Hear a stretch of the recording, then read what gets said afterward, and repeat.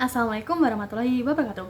Halo semuanya, perkenalkan nama saya Diana Ayu Tias dengan NIM 017 dari Prodi Pendidikan Kimia 6A. Di video kali ini saya akan menjelaskan dan menceritakan terkait proses pembentukan pak asam ikan khas Kalimantan. Untuk yang pertama yaitu bagaimana sih proses fermentasi dapat mengawetkan pak asam ikan dan menyebabkan rasa ikan menjadi asam. Dalam proses pengawetan pak asam ikan, ini menggunakan fermentasi dengan metabolisme mikroorganisme. Mikroorganisme yang digunakan yaitu bakteri asam laktat. Ketika bakteri asam laktat menghasilkan energi atau mendapatkan energi, dia memiliki kemampuan untuk metabolisme dan menghasilkan suatu enzim. Enzim inilah yang digunakan untuk merombak gula menjadi asam laktat melalui proses fermentasi asam laktat. Selain mengubah gula, enzim yang dihasilkan juga dapat melakukan perombakan protein menjadi asam amino dan juga asam organik. Adanya asam laktat, asam organik ini akan menurunkan pH dan menyebabkan kondisi lingkungan menjadi asam, sehingga bakteri-bakteri pembusukan itu tidak bisa tumbuh dan pak asam ikan yang kita gunakan itu tidak akan mengalami proses pembusukan. Dilihat dari legisinya, dalam proses fermentasi ini karbohidrat dan protein itu akan dihidrolisis atau dicerna menjadi molekul-molekul yang lebih kecil sehingga lebih mudah diserap oleh tubuh dan menghasilkan zat probiotik yang dapat meningkatkan nilai gizi. Kemudian semakin lama waktu penyimpanannya, maka asam laktat, asam organik yang dihasilkan pun juga semakin banyak, sehingga semakin lama waktu penyimpanannya, maka rasa yang dihasilkan juga semakin asam. Kemudian studi kasus yang kedua yaitu terkait bagaimana jika pembuatan pak asam dilakukan tanpa standar kebersihan. Jika pak asam ikan dilakukan tanpa standar kebersihan, tentu saja akan menimbulkan beberapa resiko. Yang pertama yaitu kontaminasi mikroorganisme patogen, salah satunya yaitu E. coli. Ketika E. coli masuk ke bahan makanan, itu akan menimbulkan sakit pencernaan yang serius. Kemudian selanjutnya yaitu dapat memunculkan senyawa yang bersifat toksik.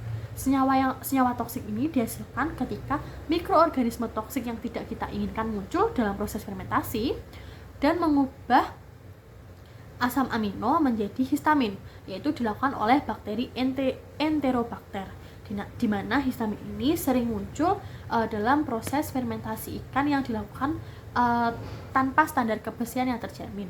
Kemudian ada beberapa penyebab, yaitu seperti proses pengawetan yang dilakukan terlalu lama, suhu yang tidak dijaga, pH yang tidak dikontrol, dan juga kondisi lingkungan yang tidak higienis. Selanjutnya yaitu terkait pernyataan narasumber yang menyatakan bahwa penambahan garam dapur terlalu banyak cenderung membuat rasa pak asam menjadi pahit, sedangkan garam krosok tidak. Hal ini saya setuju, karena jika dilihat dalam kandungan NaCl-nya, garam dapur itu memiliki kandungan NaCl yang tinggi, karena pada garam dapur ini sudah melalui proses pemisahan dari zat-zat pengotornya dan hanya biasanya ditambahkan oleh iodium. Sedangkan pada garam krosok ini NaCl-nya masih rendah karena masih banyak zat-zat pengotor seperti Ca, Mg maupun sulfat. Jadi ketika garam dapur terlalu banyak, maka kandungan NaCl-nya semakin tinggi. Kandungan NaCl yang semakin tinggi akan mengaktifkan sel-sel yang bertanggung jawab dalam pengecapan rasa asin dan juga pahit ke otak, sehingga nanti otak akan mengirimkan sinyal bahwa kita itu sedang mengecap rasa yang sangat pahit. Kemudian bandingkan efektivitas fermentasi dengan menggunakan garam krosok dan juga garam dapur. Dalam efektivitas fermentasi ini dilihat dari kandungan airnya. Garam krosok memiliki kandungan air yang lebih tinggi dibandingkan garam dapur. Hal inilah yang membuat garam krosok itu lebih efektif dalam pembuatan proses fermentasi atau pengawatan ikan.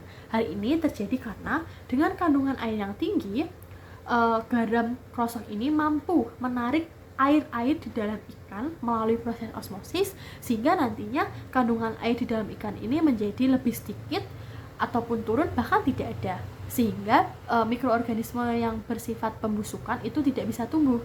Karena kita harus ingat bahwa mikroorganisme itu bisa tumbuh jika dalam kondisi kandungan air yang banyak ataupun kandungan yang stabil. Selanjutnya untuk studi kasus yang terakhir yaitu terkait data beberapa karbohidrat seperti nasi, beras, kerak, nasi aking dalam pengaruh jumlah bakteri asam laktat. dari data yang dihasilkan ditunjukkan bahwa proses fermentasi dengan menggunakan bakteri asam laktat itu menghasilkan bakteri asam laktat yang tinggi dengan menggunakan nasi.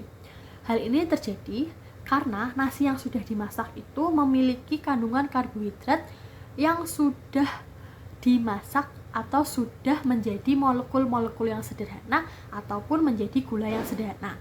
Dengan adanya gula sederhana itu menjadikannya mudah dicerna oleh bakteri. Jadi makanan bakterinya semakin banyak dan juga mudah dicernanya makanan ini membuat bakteri itu berkembang biak dengan cepat. Kemudian solusi yang paling efektif dalam pembuatan pak asam ikan yaitu dengan menggunakan nasi yang sudah dimasak dalam proses fermentasinya. Hal ini karena dapat membuat pertumbuhan mikroorganismenya menjadi lebih cepat sehingga proses fermentasinya juga lebih cepat dan akan meningkatkan rasa, aroma, nilai gizi dari pengawetan ikan itu lebih optimal. Selain itu juga dapat dilakukan dengan menjaga standar kebersihan yang ada seperti memperhatikan waktu penyimpanan fermentasi, kemudian suhu dan juga pH yang diatur secara optimal dan juga kondisi lingkungan yang harus higienis. Sekian video yang dapat saya sampaikan. Terima kasih. Wassalamualaikum warahmatullahi wabarakatuh.